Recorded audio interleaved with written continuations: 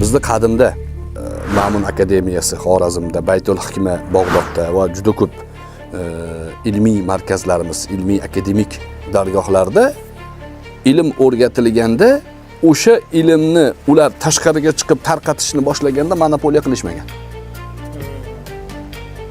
Nimaga? Axloqi bo'lgan ularni. Ular o'rgangan ilmdan insoniyat, hayvonot, nabotot foyda ko'rgan.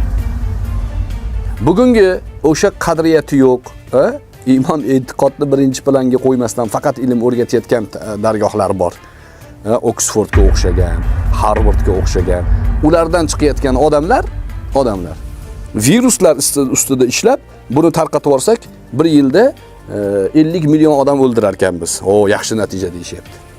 Buni xursand bo'lib qilishyapti. O'zini qiruvchi samolyotini minib, Suriyani tepasiga borib turib, bog'chani portlatib, maktabni portlatib, raddomni, tug'ruqxonani portlatib, uyga qaytib borib turib, o'zini xotini bilan tug'ilgan kunni nishonlayapti.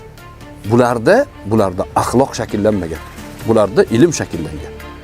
O'sha mana shu narsaga urg'u berish bugungi kunda bo'lmasa bo'lmaydigan ish.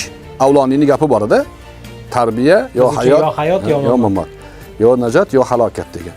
Mana shu qadriyatga urg'u berishlik bugun yo hayot yo mamot masalasi. Qadriyatni yo'qotsak, kimligimiz yo'qoladi. Sen kimsan desa, men kimman deysiz keyin. Agar shu ketishda ketsak, biz kimligimizni birinchi o'rganganimizdan keyin qo'limizdagi ilm imkoniyatlari faqat insoniyatga foyda beradi. Biz kimligimizni birinchi o'rganganimizdan keyin qo'limizdagi ilm imkoniyatlari faqat insoniyatga foyda beradi.